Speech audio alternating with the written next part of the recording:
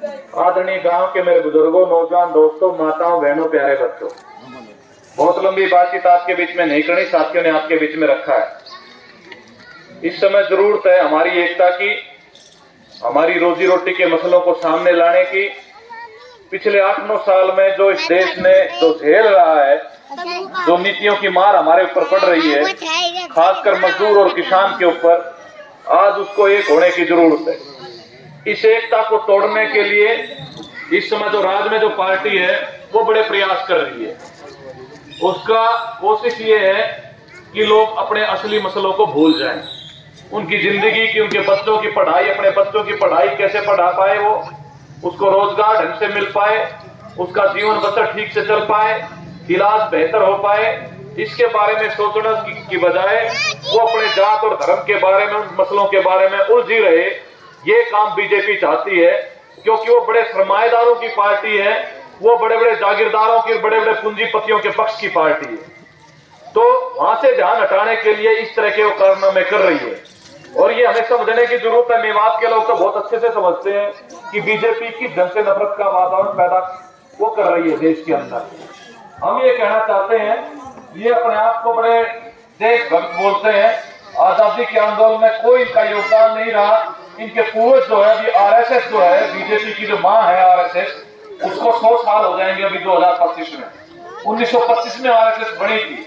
अपने बनने के बाद उसने अपने उसमें लिखा था कि अंग्रेजों की हमें जो है उनकी मदद करनी चाहिए, और कभी आरएसएस के लोगों ने कभी आजादी के आंदोलन में हिस्सेदारी नहीं की। जबकि हिंदुस्तान के तमाम जो बाशिंदे हैं उन्होंने अंग्रेजों से, बल्कि अंग्रेजों से पहले भी, जो साथी ने जिक्र किया हसन खां मेवाती, वो तो बाबर के खिलाफ लड़ा था। 55 का शहादत दिवस हमने मनाया बड़कली चौक पे। तो जब बाबर ने हमला किया हमारे देश के ऊपर, तो राणा सांगा उसके खिलाफ लड़ा।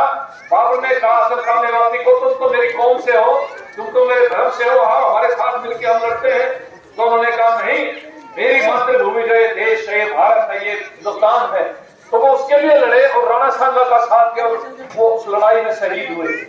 1857 का जो गदर हुआ, पहली जो क्रांति हुई, उसमें ये दिल्ली के आसपास का सारा जो इलाका था, इस इलाके में हिंदू हो चाहे मुसलमान हो, सब मिलकर लड़े, किसान सब मिलकर लड़े, और अंग्रेजी हुकूमत को जो है कई महीनों तक वो दिल्ली से उनको गद्दी से उतारा। और वहां सब ने मिलके, बल्कि ज्यादातर तो राजे रजवाड़े थे, यहाँ के लोग तो ज्यादातर उनमें हिंदू भी थे, उन्होंने कहा कि हमारा राजा होगा बहादुर शाह जफर, दिल्ली की गद्दी पर उनको बिठाया गया उस समय पर, जिनको बाद में अंग्रेज ने दोबारा से कब्जा करके उनका रंगून में भेज दिया। उनको यहाँ पर जो है वो कब्र में उनको नसीब नहीं हुई। तो ये हमारे देश की गंगा जमुनी तहजीब है। यहाँ पर भाईचारा है। आजादी का जब आंदोलन चल रहा था, कदर चल रहा था, यही आपका उतावड़ है। इतिहास में पढ़ते हैं हम, तो हम इतिहास के विद्यार्थी हैं। जब ये लड़ाई लड़ी जा रही थी, तो मेव लोगों ने, मेवातियों ने उतावड़ में जो है अंग्रेजी फौज को यहाँ पर उसका मुकाबला किया, उसको जो है रोका था, यहाँ भागने के लिए मजबूर हुई थी अंग्रेजी को। और आजादी के आंदोलन में सब लोग मिलकर लड़े। तो ये लोग थे जो आज राज में बैठे हैं, जिन्होंने अंग्रेजों की मुखबरी की और वो उनके गद्दारी की। आज ये सबसे बड़े अपने आप को देशभक्त बोलते हैं। एक तरफ बोलेंगे, देशभक्ति की बात करेंगे, राष्ट्र की बात करेंगे, राष्ट्रवाद की बात करेंगे। हम ये कहना चाहते हैं, राष्ट्र जो है वो सीमाओं का नाम नहीं है, वो जमीन का नाम भी है, लेकिन राष्ट्र का नाम है राष्ट्र में रहने वाले लोग, यहाँ के बासिंदे, यहाँ की 140 करोड़ जो जनता है, उसकी हालत क्या है, वो अपने आप में राष्ट्र है। अगर आप 8 साल में देखेंगे महंगाई कितनी बढ़ गई। आज जब बीजेपी राज में आई, अब छोटी सी बात है, अब गैस के सिलेंडर की हम बात करेंगे, 600 के आसपास का गैस का सिलेंडर था, वो 1200 का हो गया। डीजल के दाम जो है पूरी दुनिया के अंदर, कच्चे तेल के दाम नीचे गिर रहे हैं, लेकिन हमारे यहाँ पर डीजल पेट्रोल जो है 100 तक पहुंच गया। तो महंगाई बढ़ गई। खासकर कोरोना के बाद देखेंगे आमदनी नहीं बढ़ रही, धंधे ठप हो गए, मजदूरी नहीं मिलती, लेकिन महंगाई बढ़ गई। हर एक चीज पर जो है टैक्स लगाया जा रहा है, जो गरीब आदमी जो प्रयोग करता है। हमारे आम लोगों के जेब से पैसा निकल के खजाने में इकट्ठा होता है। 100 रुपये में से 70 रुपये जो है आम लोग टैक्स भरता है, जो सरकारी खजाने में जाता है। लेकिन जब उस खजाने का मुंह खोलना होता है, किसको दिया जाए, तो उस वक्त जो है आम जनता के बजाय वो बड़े बड़े कंपनियों को, बड़े बड़े कारपोरेट घरानों को वो पैसा लुटा दिया जाता है। आप देखोगे हमारा देश गरीबी के मामले में, भुखमरी के मामले में 117 देशों में से 106 नंबर पे आ गया। इतने नीचे है देश भुखमरी के मामले में, गरीबी के मामले में, जबकि हमारे इसी देश में इसी बीच में खरबपतियों की संख्या बढ़ गई। ये अडानी जो पिछले दिनों बड़ी चर्चा चली अडानी की, जब बीजेपी का राज जो आया नहीं था तब ये दुनिया में 614 नंबर का व्यापारी था। पैसे के मामले में व्यापारी का लुटेरा था। यही तो 500-400 परिवार है जो सारे देश को तो लूट के खा रहे हैं। और ये जो पार्टियां हैं जो इनके प्रतिनिधि हैं, जिनके घर बनने का काम करके उनके लिए नीतियां बनाती है। तो वो जो अडानी है वो मोदी के रहमो करम पर आज जो है दुनिया का नंबर 2 का पूंजीपति बन गया। ये कैसे हुआ? एक अमेरिका की संस्था ने पूरा उसका लेखा जोखा रखा किस तरीके से उन्होंने जो है फ्रॉड किया है, और आज जो है वो 2 नंबर का पूंजीपति बन गया। हमारे देश की बीमा के पैसे, बीमा कंपनी LIC के पैसे को, हमारे देश के SBI के पैसे को उसके शेयरों में लगाया गया, लोगों का पैसा डुबाया गया। एक तरफ आम लोगों को कहा जा रहा है उन पर टैक्स थोपा जा रहा है, अब आपके लस्सी पर भी, आपके अनाज पर भी, सभी चीजों पर टैक्स लगाए जा रहे हैं, जबकि पूंजीपतियों के टैक्स माफ किए जा रहे हैं। जब से बीजेपी राज में आई है करीबन 14 लाख करोड़ रुपया टैक्सों में छूट दी गई है बड़े बड़े कारोबारियों को, जबकि किसान मजदूर जो वो कर्जे की हालत में, मजदूरों को तो बैंक से भी कर्जा नहीं मिलता, किसानों को जो है कर्जा मिलता है, लेकिन किसानों का कर्जा मिलने से पहले इतना भारी कमीशन है, लोग उनकी स्थिति नहीं उसको कर्जा लेने की, मजदूर को कहीं कर्जा मिलता नहीं तो वो किसी निजी आदमी से कर्जा लेता है 5 रुपए सैकड़ा, 10 रुपए सैकड़े के हिसाब से। बहुत ही खराब हालात में पूंजीपतियों के, चंद पूंजीपतियों के आप लाखों करोड़ रुपए माफ कर सकते हैं, लेकिन जो किसान है, जो मजदूर है, आप उनको उनके कर्जे माफ नहीं करोगे। ये ऐसी सरकार है जो महंगाई बढ़ा रही है, रोजगार घटा रही है।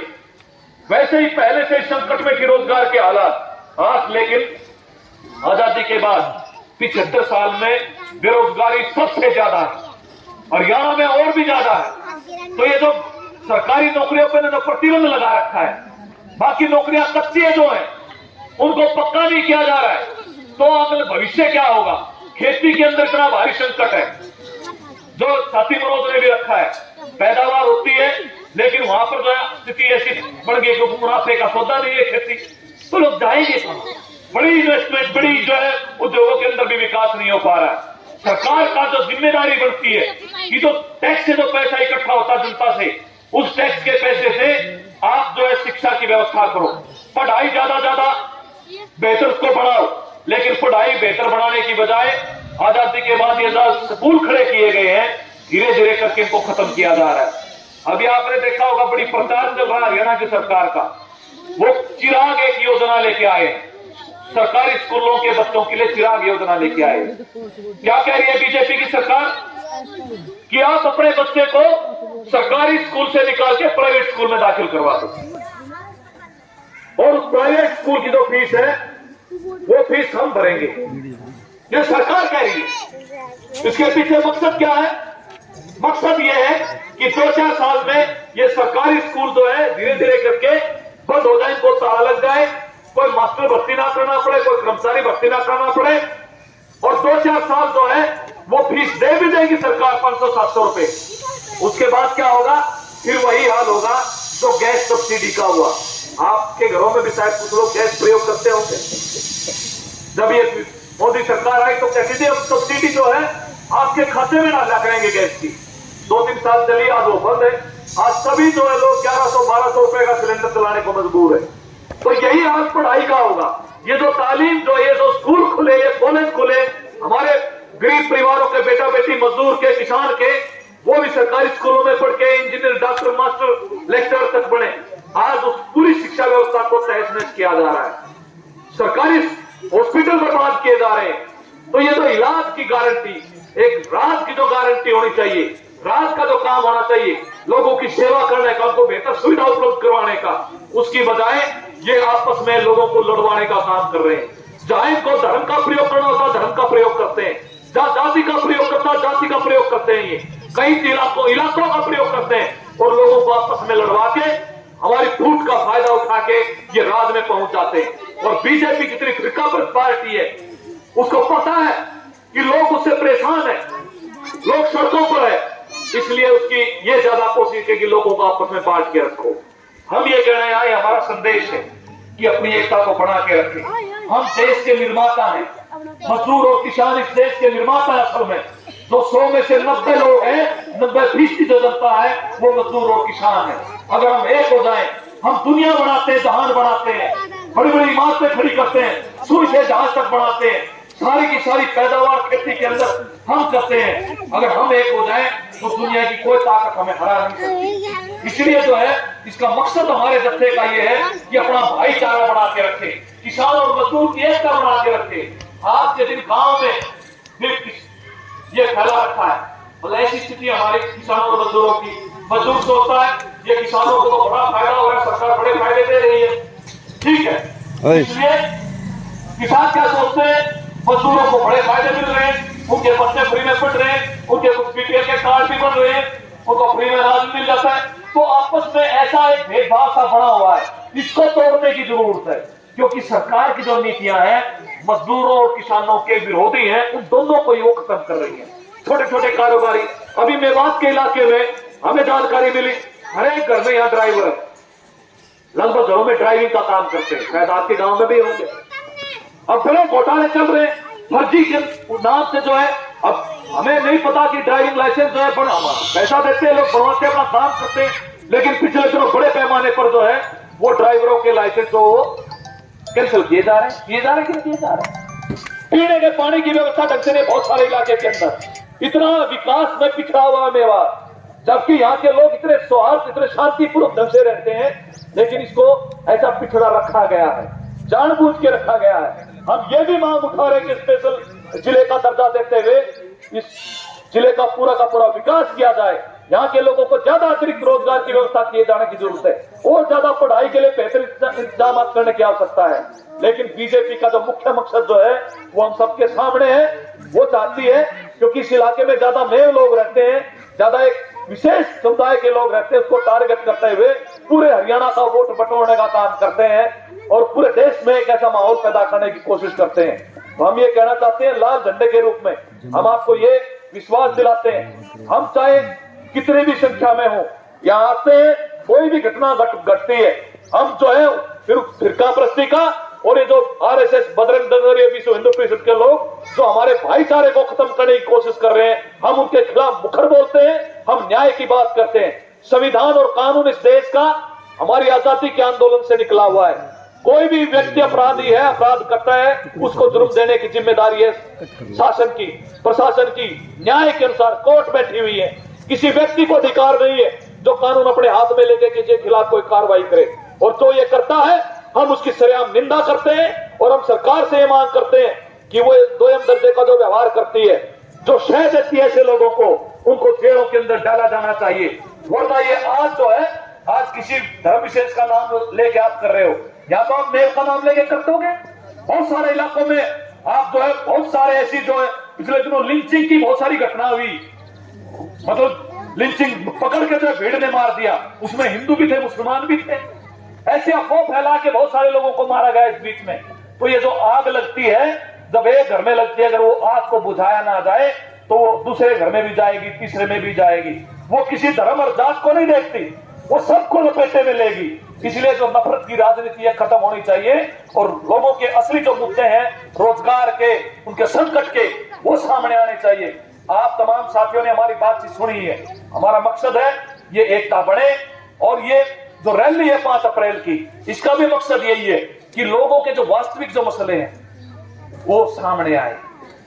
लोग संकट में है, कर्मचारी हो, मजदूर हो, किसान हो, सब सड़कों पर है, और ये गुस्सा जो फैल रहा है, ये गुस्सा इकट्ठा हो और ये सरकार की नीतियों के खिलाफ इस गुस्से का मुंह हो जाएगा। उसका मुंह हो जाएगा तो निश्चित तौर पर जो नीतियां बनाई जा रही है देश के अंदर, जो मजदूर विरोधी है, किसान विरोधी है, कर्मचारी विरोधी है, उसके खिलाफ अगर वो नीतियां हमारे खिलाफ हो रही हैं तो नीतियों का मुंह मुड़वाने के लिए वहां जाए, ताकि हमारे बच्चों का भविष्य बेहतर हो, अच्छी पढ़ाई हो, अच्छा रोजगार मिले, इलाज की सुविधा बेहतर हो, तमाम लोगों का, तमाम गांव का, शहरों का बेहतर से विकास हो। इस बात के लिए सब लोग इकट्ठे हों।